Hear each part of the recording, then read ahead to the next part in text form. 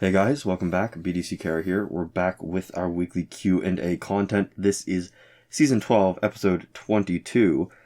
We are going to be having a weird next week on the channel, depending on how stuff goes. This is probably going to be a little bit shorter than usual, and you're either getting next week's content filmed in advance or none next week. So maybe it won't be a new team for sure. And even though this is season 4, maybe it's going to be a new season. Yeah. And maybe we will just skip next week because circumstances that maybe we're not going to get into now. But yeah, I do want to point out before we get too far into it is that last week nobody commented on the cool thing I was pointing out, where the fight ended in the middle of Harley Quinn Super twice. Right, the first time it happened, and I mentioned I tried to make it, I had an idea of what was causing it, and I did it again, and I was able to reproduce it. Nobody commented it. So what I think happened, so Master's Death Cart has the hits when you tag in. There was enough damage from the hits, and the opponent's health was already low enough. I believe what was happening was that it was doing enough damage to knock out the opponent. But it was happening in the background of the super because there's enough delay between tagging in and the hits landing that I was able to start a super. And then the fight was just over. So the super ended.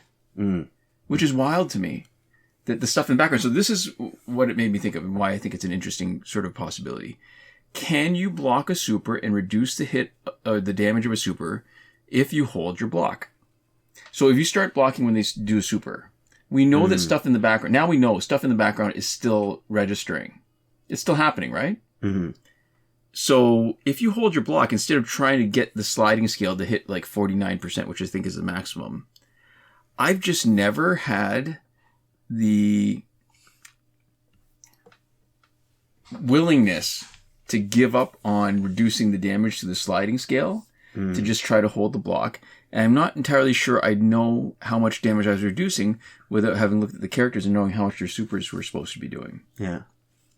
So I wouldn't know whether I'd survived it or not, or whether I was supposed to, because I think if you don't do anything, if you don't take your fingers off and then tap it when the slider hits wherever you want it to, the amount it's reduced, I think, defaults to 0. I'm not sure. Never paid attention. Like I said, I've never had the intestinal fortitude to try it. It's an interesting question because before I used to think, well, what's the chance? What's the point? I'm just going to lose that character for nothing. And now that I can see that background stuff is still happening in the background, other stuff doesn't, right? Like if you start your special, actually that doesn't count. I was thinking if they start a super and you start a special, your special doesn't actually start because you still have your power at the end, whether they knock you out or not. So it's, you know what I mean? To me, that's a really interesting question. I don't think we would have noticed unless we were playing the team so much. So just interesting stuff. And before we get into the team that we're looking at this week, I do want to do a quick game recommendation. Okay. I just started playing it. It's not super deep, but it is a lot of fun. It's called Lost for Swords. It is on at least Android. When I was looking it up a little bit ago, it looks like it's coming to Steam in early 2025. It's a free game that has like a single like one-time in-app purchase premium unlock. I haven't gotten the premium unlock yet, but just as a game by itself, it's a quite fun mobile game. It's a little deck builder roguelike where you're moving around in this little grid. And the way it works is that you're going up floors, and each floor is partially randomized and partially you're deciding. So you can pick between an easier or harder floor. And they tell you how many cards from your deck come out, how many cards from the enemy deck comes out, the monsters that you're going to be fighting, and a little bit about the room. So like, you know, the size of the room, the rewards that are going to be at whatever. And you are essentially, what you're doing is you're curating and upgrading cards in your deck. And then every time you pop into a room, you get a random selection of a certain number of cards from your deck. And a random smattering of enemy monsters, and it's kind of laid out, and you're moving through it, and it's a really simple premise, right? It's like a lot of deck builders where you're just picking the cards that you want, picking the upgrades you want, and then working around in the room. Right.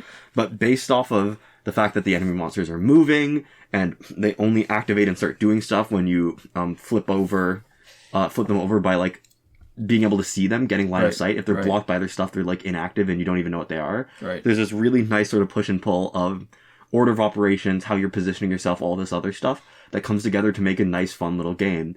And for a roguelike, what I always find the most important is if the difficulty and resource acquisition rate is tuned correctly.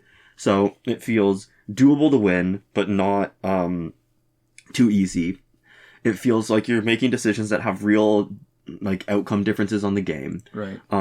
It feels like you are both able to get a satisfying amount of resources when you're playing well, but also always feel like you'd want just a little bit more money, right?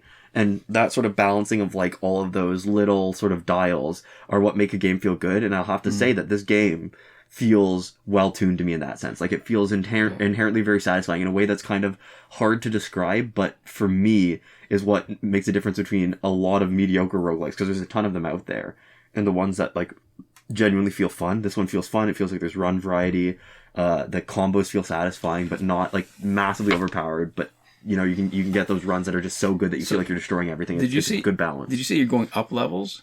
Yeah, you're ascending a tower. Okay, so it's almost like a reverse dungeon. Yeah, it's exactly. Well, it's literally just is a dungeon, but they're just saying that you're going up floors instead of going down. Right. It's just like an aesthetic choice. Yeah. Yeah. Fun. Yeah. So it's fun. It's feels kind of like moment to moment. It feels a little bit like a puzzle game. Because each thing you're doing is sort of like, oh, these things are all going to move. If I do an action and I end up beside an enemy, the enemy's going to attack me. Like if I do X, Y is going to happen. And there's all these little stuff you can control. But it's like a procedurally generated puzzle game where there's sort of a natural ebb and flow and like no like hard failure state for each puzzle, you know? Right. Your whole goal is that you're trying to clear out all the monsters in a deck before you reach a certain point to move on to the next floor. And if you can't do it, for example, all that damage you've done stays on the monsters and it makes you retrace your steps and you start taking more damage or more debuffs by like essentially like not being efficient enough. So it's cool. There's a really nice sort of rhythm and loop to it. So I quite recommend it. And I've just about gotten through the free stuff. So I'm considering paying for the full unlock because it's a good enough game that I think like more to play is worthwhile. Right. Nice. Yeah. Okay. Interesting. All right. So now you can get into the team that we're looking at. All right. So this is, I keep on thinking that I'm running out of characters to play or teams to play that I think are good. And then I realize, okay, we never did a team with the two best individual characters yet. If teams were only one character instead of three, N52 Superman and Arkham Knight Batman, I think, would have their own tiers.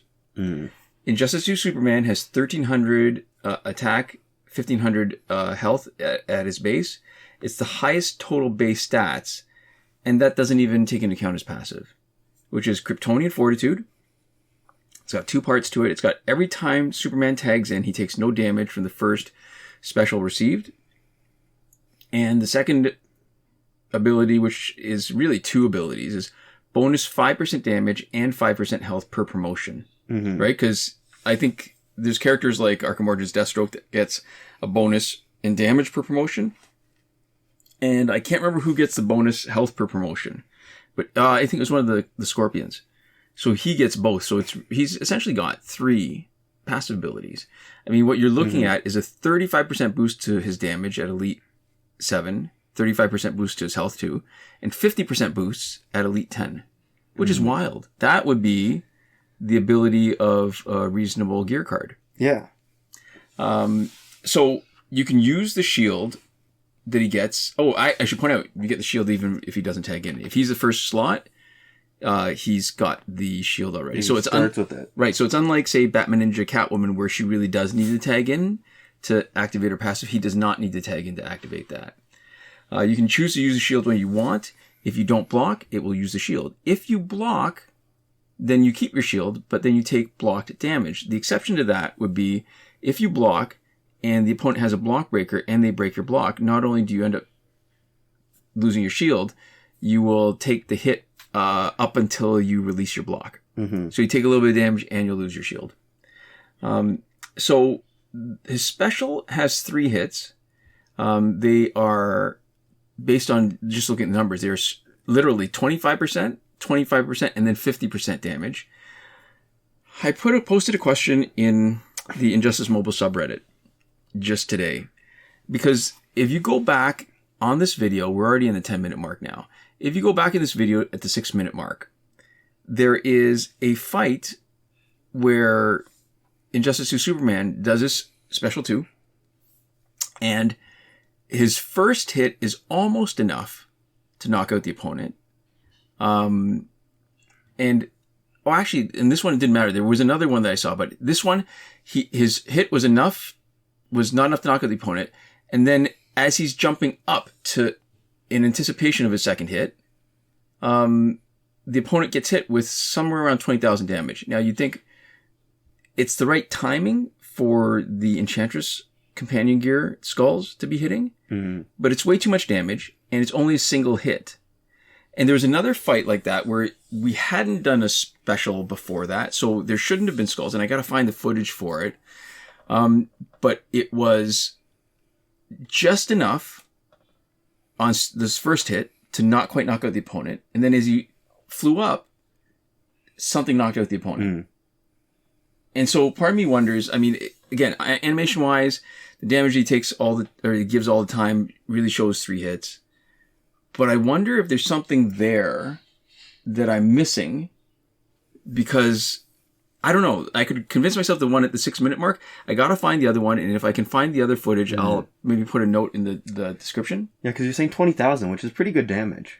Yeah, because it's about the same damage as 25% of the special without critting. So when it crits, it does 50-something thousand each time for the first, second hit, and the third hit does 100-something thousand if they all crit.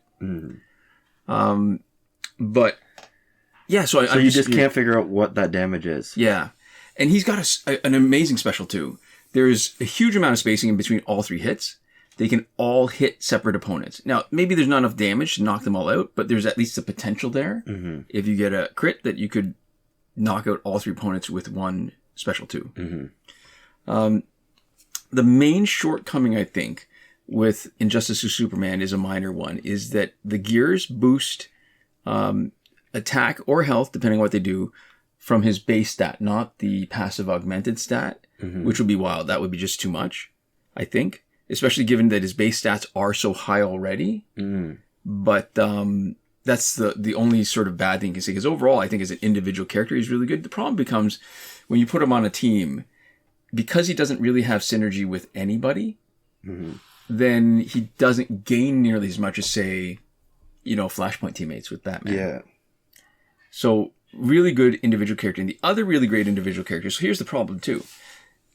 There really can be only one star. Sort of the way there can only be one Highlander, or is it the Highlander? I have no clue. Yeah. I think so, but I have never actually seen the media. Neither have I. I've been aware of it. All right, so Arkham Knight Batman, he has 1,200 attack, 1,300 health. His passive is Wayne Tech. When Bruce first engages an enemy, he activates 2 Wayne Tech boosts of his choosing. So it's funny they call him Bruce. He should be Batman. So the options... They're doxing him. They are. That's wild, actually. So the 6 options are critical immunity. That's the Batsuit icon. So he'll be completely immune to crit damage. He won't take any crit damage at all. Drain immunity, which is the lightning, which means he's immune to power drain effects, including those from gears. The special 1 damage buff is a batarang. It increases the damage of a special 1 by 50%. The percent boost is based on the minimum damage. So it's like any other special boost, right? So it doesn't give you, it's not something that multiplies the boost. So it's not like a 1.5% boost. It means that you treat the slider or the mini game as if you've gotten 50% more than you did. So if you get on the mini game 100%, you get 150. If you get 200%, you get 250. So it's not as good as it sounds. The 4th one is the crit damage buff, which is that W target.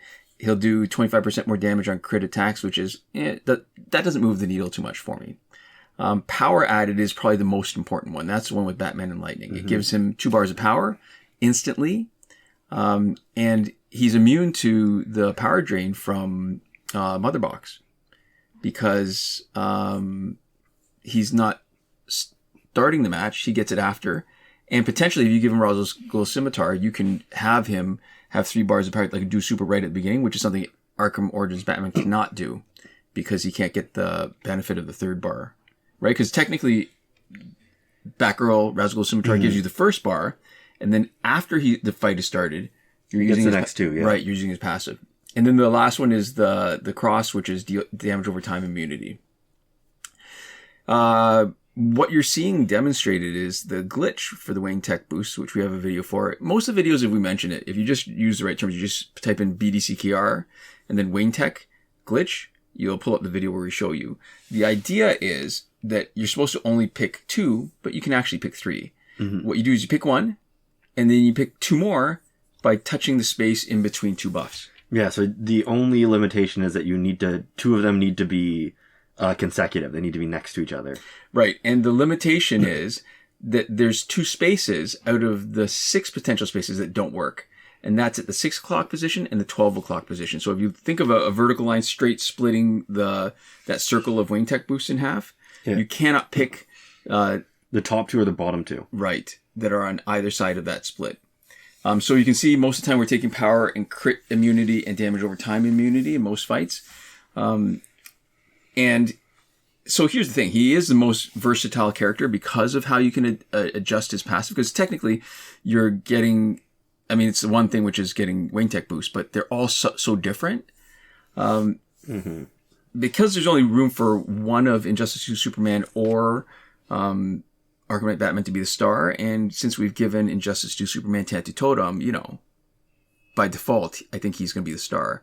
Mm-hmm. But I think Arkham Knight Batman is potentially one of the best secondary stars. Maybe like almost as good as Rebirth Raven in some ways for that. Mm-hmm. Unfortunately, because we're trying to use Hawkgirl's invulnerability and keep her out of first slot, and we're using Tattoo Totem on Superman, and we're trying to keep him out of first slot, Batman being in first slot means we have to decide on which Wayne Tech boost we're going to have before we know exactly what we need out of Batman. Mm-hmm. I mean, it would be probably more useful if we waited and dropped him in at the point where we needed him to decide, but I mean, he is potentially the most versatile character, and I guess if we were using him on a different team, or if we were using him as a star, I guess that could be a potential other team with the same characters, but just a different approach. We could probably wait until, or we could decide after if we had a different composition of the team. Yeah. Right? But they're absolutely like boss. Like these guys, I don't think there's any individual characters that I would pick above these 2. Yeah. Which is why I think a lot of people put them in the S tier, even though if you do that, you're sort of ignoring, and they say that these are the best characters bar none, you're sort of ignoring the synergy that you get from different team dynamics that these guys, I mean, I guess if you're going to use Arkham Knight Batman and add Arkham Knight Batgirl, he would be even better. Yeah. So, yeah. That's who we're looking at. Yeah. Pretty good team. Good stuff. Okay. Moving on to our first question of the week, and probably our only question for this week because it's a meaty one. Yeah. So it comes from, I don't think they told us how to pronounce their name, if I'm remembering correctly. So it's Dakara Indoro, Dakarindoro, Dak Ara Indoro, Karain, Karain, or Karained Oro. It could be a lot of different stuff. And then it's 8346. Yeah. So we don't know how to pronounce her name, but we do know how to read their question. And spacing is actually punctuation. I mean, you see it in examples like this, right? Where we don't know where to break down the syllables. So this was a relatively old comment, but we talked about they were asking about what to do at the point that they were at in their account. They had started, they had either started a new account or they were just working through an account. And they were trying to figure out at the phase that they were at what to value. Right. So they sort of gave a few updates, right? They say, hey, that was my comment. Appreciate the video. Here's my update. Early mid-game account. Point number 1. Gears matter more than characters. 2. Many accounts smurf online. So you get a Flashpoint, Batman, Ninja, or Green Lantern team all with no promotions and all the best gears fully maxed out. I don't notice a significant difference in opponents' gears between my 3,600 BR team and my 1,800, so 1,800 BR team. 3. Dropping BR per game becomes impractical. Trying to get 500,000 plus BR at 1,800 per win is painful. I don't have that time. I only play multiplayer for gears, by the way. Got Master's Death Cart and GOA Gauntlets of Azrael, so looking forward to Cloak of Destiny. Lastly, I believe there are 2 games running here, one with Tantu Totem and one without. It'd be interesting to see your perspective on teams when you can only use non-multiplayer gears. So Flashpoint, Batman, N52 Superman, and the Killing Joke, the Joker, plus Shazam become the best again. Thanks once again. Yeah, I feel like I want to do the last question first, but maybe I'll get to the end. So gears matter more than characters? Yeah, I can get behind that. Yeah. I don't mean that it's always the case, but the generalization is, yeah, I think. Well, because the thing is, the game roughly is trying to balance out the characters. Yeah. So mostly, the characters that you're fighting are going to be similar skill level. And if what you're saying in your second point is true, that a lot of people smurf, then the people that you're fighting are going to have similar or higher stats, and in most cases, similar or better passives, right? Because those better characters with better passives are going to do better. So in that case, the characters that you have are at best going to be on par and likely going to be a little bit worse. Yeah. And the place that you can make yourself better relative to the other team is with gears, right? Or the other team can make themselves better relative to you given the same stats. Yeah. So in that respect, gears, because it's not included in matchmaking, is really the place where you do get the edge on people. So for multiplayer, that makes sense to me. Gears matter more than characters. And you brought in the second point too. I think when you're talking about a 3,600 battle rating team, as opposed to say a 5,000, which is the max. 5,000, we still see teams without max gears. And you see in the footage here. So I think the issue isn't that there's a lot of a lot of teams with maxed out gears. I think it's that they have an outsized effect on your ladder run, so you'll notice them more. So if even one of your 7 fights in an ultimate ladder has a team like that, and it spoils your run and you lose the fight, you really notice it. Yo, sure. That's called the availability heuristic, right? It's the one of the common examples is, are there more words that have their first letter being E, or are there more words with their third letter E? And people, you might get it right? But people's knee-jerk reaction, especially if they are being asked that with a bunch of other questions, and they're not, and they're, being tricked, I guess, a little bit, right? Tricked into not thinking about it too hard, right? Just going with their gut reaction, most people say that there's more words with the first letter being E. And I don't know if E is the specific example, and first and third letter is like the specific. It might be different, but the point stands that there's an example where you can get most people to get the wrong thing if they're not thinking too hard about it. Because it's really easy to think about a lot of words that begin with E, and it's really hard to think about words that have E as their third letter, right? Because the way our brain is organized, you can say elephant, right? Emu, egg, right? Elephant has a third letter as E too. Yeah, but if you said third letter E, you wouldn't go, oh, elephant, right? The word elephant comes to mind much more easily for the first one. So, it's the stuff that you notice more. And the stuff that you notice is the stuff that feels really good, or feels really frustrating, or feels out of the ordinary. So you're going to feel like that stuff happens. Yeah. I mean, or notice it when it happens. So I'm thinking about it too, but I'm not entirely sure, because on the one hand, E is not a common letter, I think, words to begin with. And that's on one hand. But on the other hand, too, I'm not sure, you need, for the E, a vowel to be the third letter, E is pretty common. And then you'd have to have 1 or 2 consonants at the beginning to push the E to the third letter. Right? Something that starts with, ale, A-L-E. You have 1 consonant. There's a combination of consonants where, because I think of this when I play word games, with Boggle. Because when I stop seeing words automatically, I have, in my mind, I have some heuristics to fall back on to say, so once I stop seeing stuff, this is what I should look for. And then I look for a combination of, say, consonants that I can use as a starting point. Because you're right. If I have the middle part, I have more trouble finding words than if I have the starting point and I can extend from that. Okay. Sorry, the actual thing, I looked it up now. It's not E. It's Tversky and Kahneman's examination of availability heuristics, and they're asked, if a random word is taken from an English text, is it more likely that the word starts with a K, or that K is the third letter?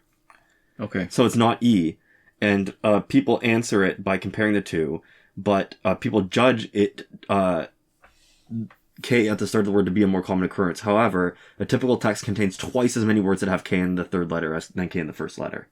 See, that makes more sense because K is an uncommon letter. Yeah. Both as a starting point, but just as a letter in general. But starting point definitely. So that it wasn't E. I got the example right, but the letter wrong. Right. It was right. it was first and third letter. Yeah. The idea. The idea was exactly right, but it was the letter K, not the letter E. Right. Yeah. Right. So, yeah, I think that's a common struggle too. If we get back to his original question about, or not his, their original question about how to get the battle rating, because I feel like that 1800 per win, which is half of what your max is right now, is painful. But if it means that you're much more likely to get the bonus for the ultimate and you're able to finish fights faster, I don't know that that's that big a sort of what's the word I'm looking for? Like loss? Yeah, something that you give up, sacrifice. Yeah, I think the problem is that what this person is saying is that given the amount of time they're able to put in, they simply don't have enough time at 1800 per win, which is fair, right? Yeah. I think early on, for sure, the gears are going to be the most useful seasons, only because you only need one copy. You don't need to rank higher than the top 5%. And after that, you can just build up gears the same way that you do everything else by crystals or shards, getting more shards. But I think this is actually a great example of the only way to figure out really being to figure it out, right? Because there's enough about this person's individual experience that we have no way of accessing. Yeah. And enough stuff that, we could theoretically access, but we'd have to do a lot of testing to figure out. Yeah. And so, this is the only person who knows if 1800 per win is enough, right? Versus 3600. Right. And the speed that it takes. And they're saying that they've played both, and that at 1800, it does take longer for them to get to their score threshold, and they don't have enough time. It's painful, right? Right. So that's something that we totally have no insight into unless you directly tell us, which is how many hours a day does it take you? And then honestly, how fast you play is its own totally independent thing. So this is good. I appreciate the account update, and I'm sure actually, because we've taken long enough to get to this question, if they're still playing and watching along to these videos, that they'll be able to give us another account update if they so choose soon, and we'd be happy to hear it when you've got it. Yeah, and the last unnumbered point is that they believe there's two games running, one with Tentu Totem and one without, and I say absolutely 100%. Completely different mindset, and it's very easy to forget when you watch a lot of videos with Tentu Totem that Tentu Totem was a game changer. It absolutely changed both how you play the game and how good the characters were. It resorted them into different tier levels. Mm-hmm. So I guess before I get, forget. Let me deal with that first. So with non-Tentu Totem, if you don't have Tentu Totem, basic damage is king. Mm-hmm. You just can't build up power fast enough to get the same benefit as somebody who can use Tentu Totem, that you would just end up doing way more basic damage if you would just focus on that, right? You gear your characters for basic damage, you fight with basic damage, and you don't plan on having the benefit of your specials. They are a bonus if the fight lasts long enough that you generate the power to do a special. Yeah. And that second part where they're talking about teams where you can only use non-multiplayer gears, and that Flashpoint Batman, absolutely, single best basic damage player, maybe tied with Batman Ninja Catwoman. N52 Superman, yes, same, because absolute stat monster. He's got the defensive shield to protect him against the opponent doing specials, and the Killing Joke Joker. I think that's what the TKJ was, because that is one of the few ways, aside from Batgirl, for generating a bunch of power really quickly at the beginning of the fight. Yeah. And I'll tell you, the original Shazam, that his passive was very much like having Tentu Totem. The fact that there's a certain amount of time where he just doesn't spend any power on specials, and it is very much like it, but in a slightly different way. But the effect is the same, where you're just able to do your damage output because of zero power consumption is just so good. And I think you see that where we're leveraging in some fights where we're leveraging the ability of Tantu Totem, because it is just that powerful that even the secondary characters. So when we do a Justice League team with Wonder Woman and then stick Man of Steel on it, so Wonder Woman directly benefits, Man of Steel indirectly benefits, and because of his passive, you've got a special powerhouse. Really, like they are both so good because of that one gear. Yeah.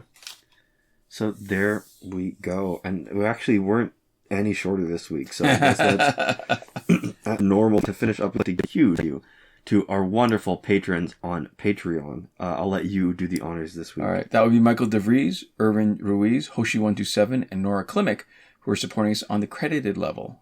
So there you go. Thank you so much for your support, and thanks so much to all of you for whatever way you support us, which, if you're listening to this right now, is at the very least watching.